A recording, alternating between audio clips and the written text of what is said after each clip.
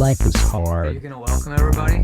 but it You could always be ask me worse. that. You gotta wait for the music. Life is hard, What? Oh, yeah. I'm but not it that could be patient. worse. Life is hard! Life is hard. And welcome to Life is Hard But it podcast. could be But it worse. could be worse. But it could be worse. Remember the 5th of November. Was it gunpowder, treason, and plot or something? Something. Anyway, whatever. Yeah, the gun. Should never be forgot is the last part. Anyway. I see no reason why the gunpowder treason Should ever be forgot. Hey, we almost got it. Okay, so yes, if you've seen V for Vendetta, if you have not seen V for Vendetta, highly recommend it. You should have. November 5th recently passed.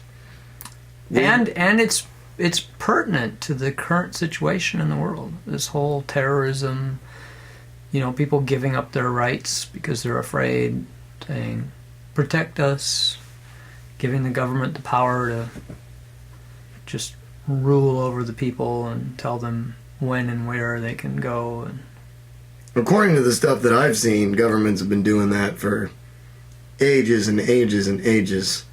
well, but it goes back to the old saying about how, liberty is one. You fight a war, when you put in your government, you got your liberty, but it's taken away little by little. Right. I don't remember what the saying is. I suck at it. But that's sort of along the That's lines. two sayings you forgot now.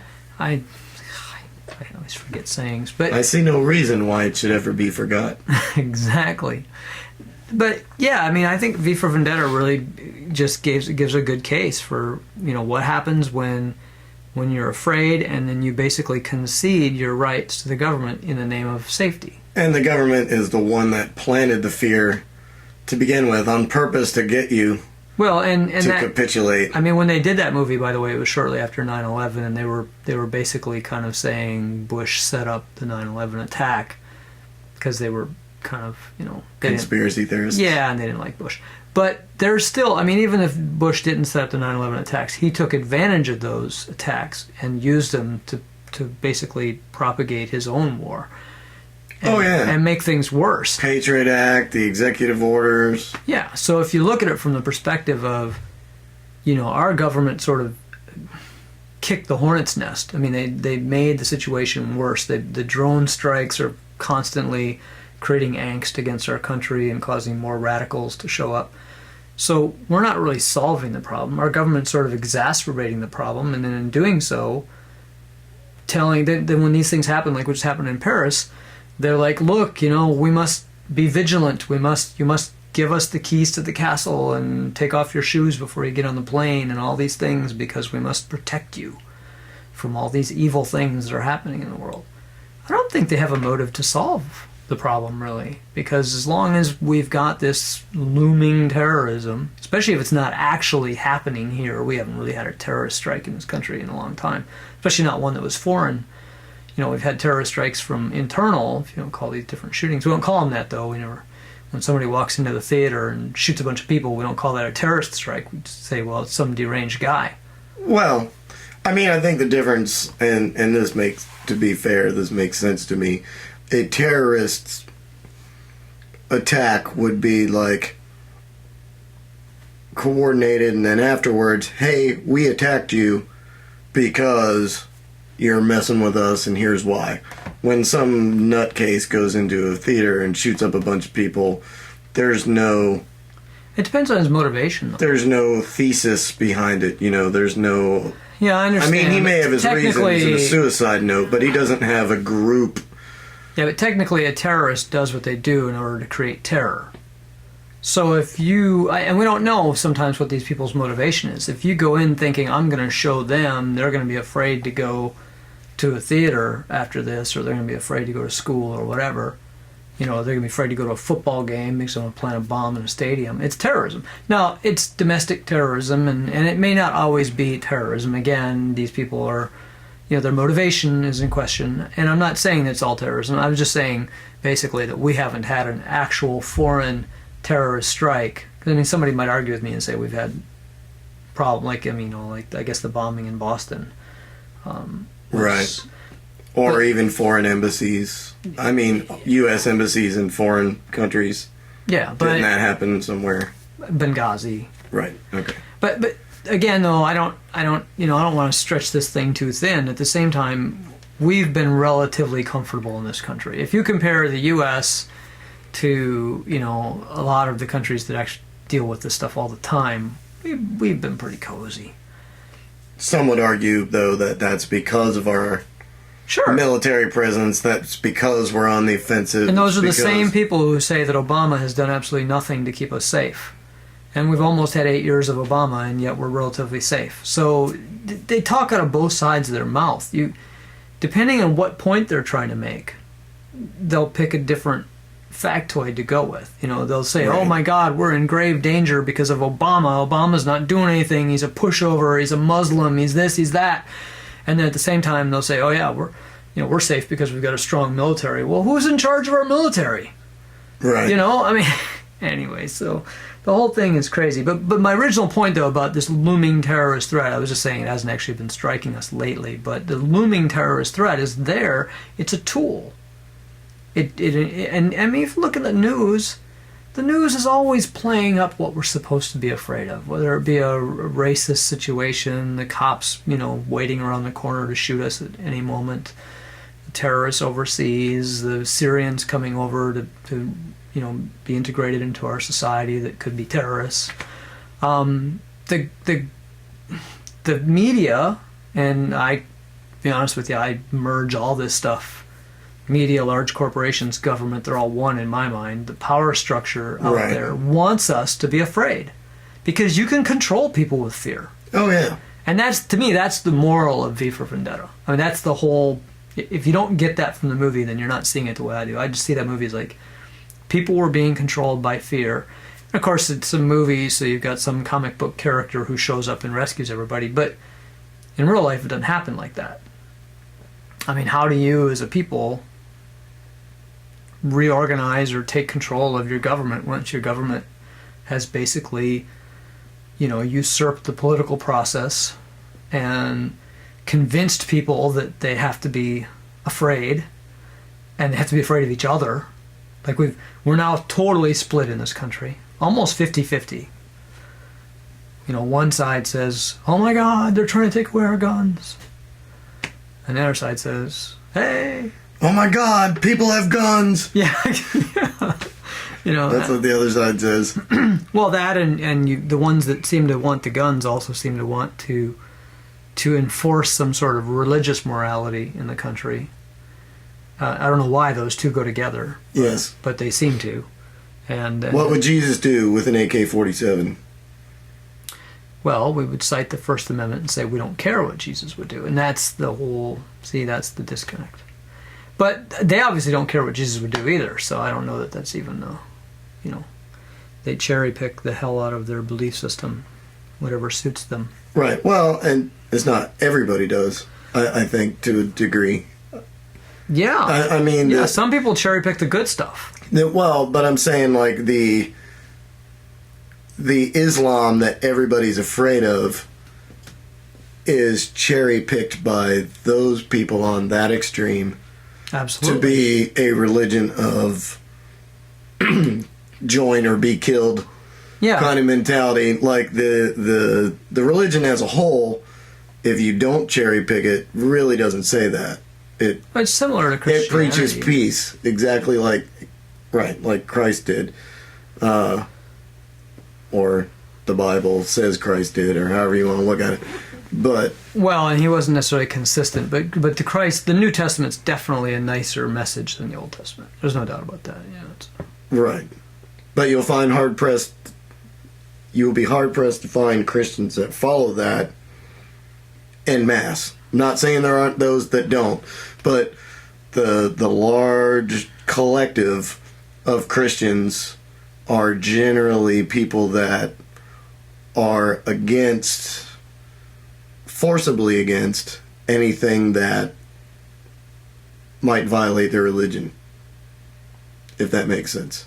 In other words, Jesus basically, when he came with his new message, preaching peace, said, love your enemies was like one of the big things. Right. Turn the other cheek, all that stuff, right? But the Christians at the anti-abortion rallies or the Christians that are at the anti-gay rallies, or the Christians that want to wipe out Muslims, you know, they're not loving the enemy, turning the other cheek people. So they're violating the principles of their own religion in defense of their own religion. It's just and every crazy. one of those things you listed is cherry-picked from specific places in the Bible in order to make a specific case. There are places in the Bible where God condones abortion.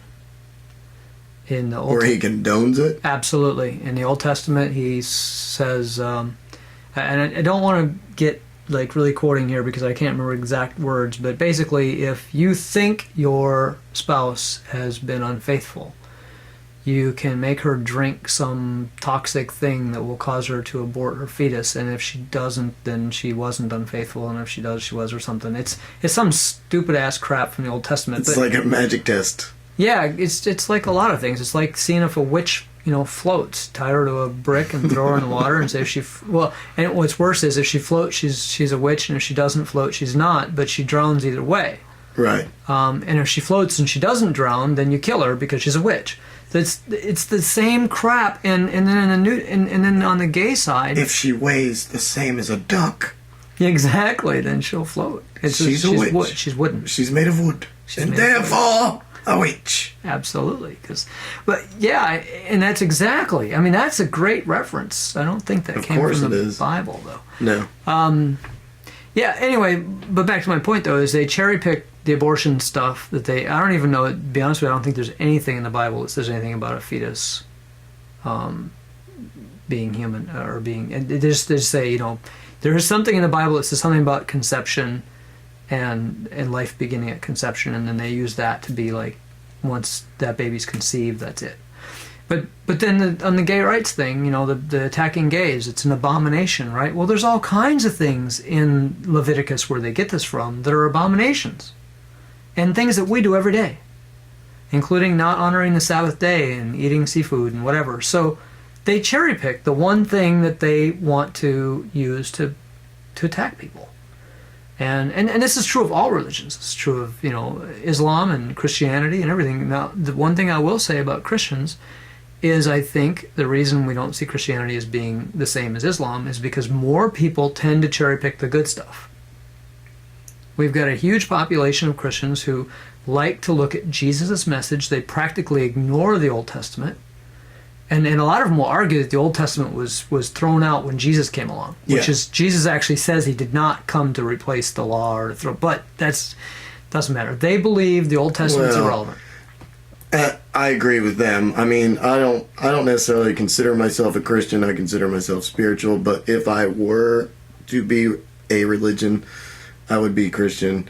And it's probably just because it's what I grew up with, but as a skeptic, maybe, as a not having my judgment clouded, I don't think, reading the Bible, that's exactly how I came away with it. Yeah, maybe at one point he said, I didn't come to throw out the old law, but there are plenty of places where he said, forget what you knew before, this is the way it is now.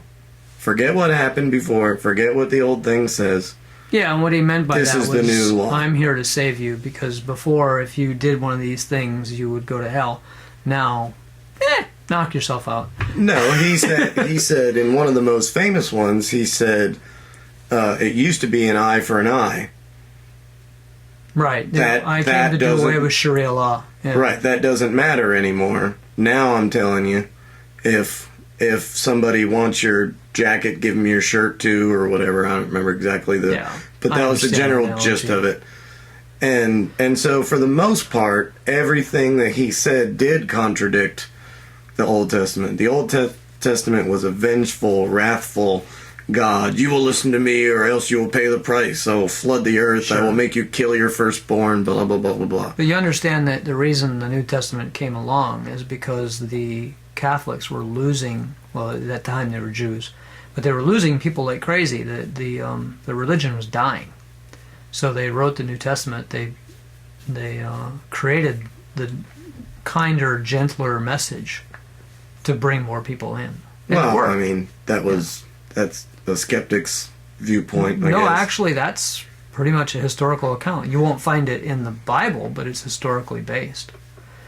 The Catholic Church, when Paul created the Catholic Church, I say the Catholic Church because that's what came out of it, but it's a known fact that Judaism was losing. It was just, and there was always a war between like Muslims and Jews, and if you don't have enough people, you're going to lose.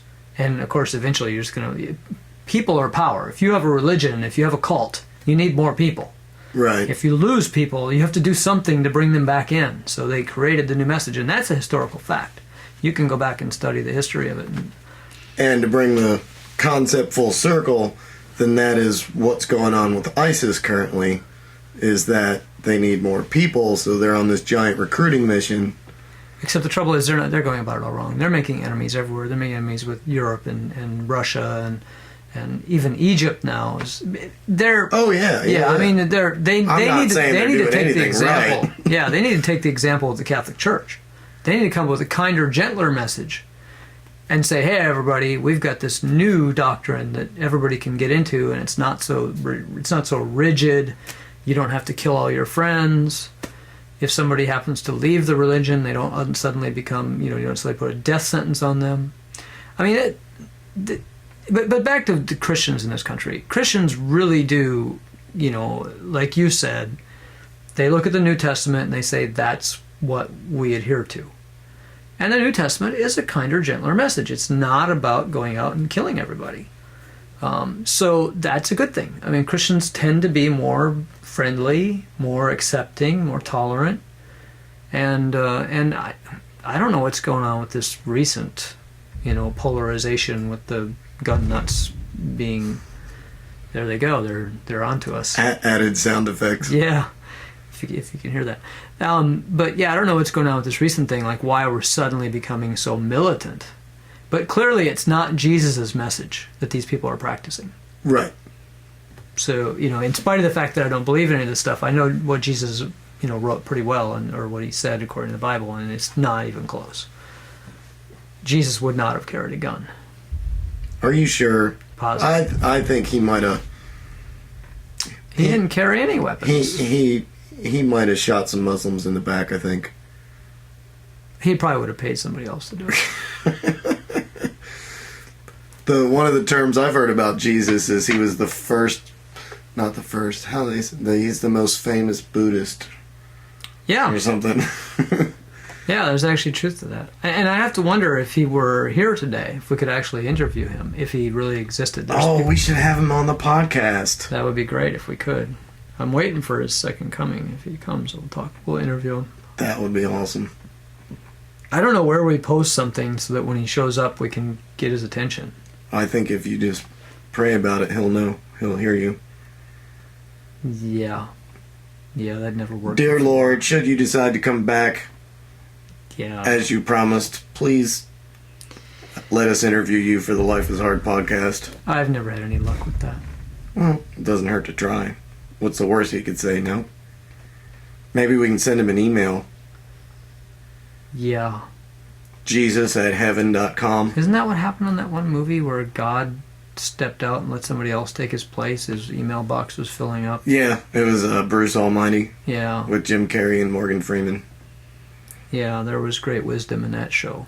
Oh, that was speaking of movies, we went from V for Vendetta to Bruce Almighty, but Bruce Almighty was a great movie. Well, I don't want to give too much away about V for Vendetta if anybody hasn't seen it. I do suggest that you watch it if you get a chance. Remember the 5th of November. And actually, and I'd missed the 5th. I ended up watching on the 8th, so I blew that. Oh. But I tried to get to it on the 5th. I just got something came up.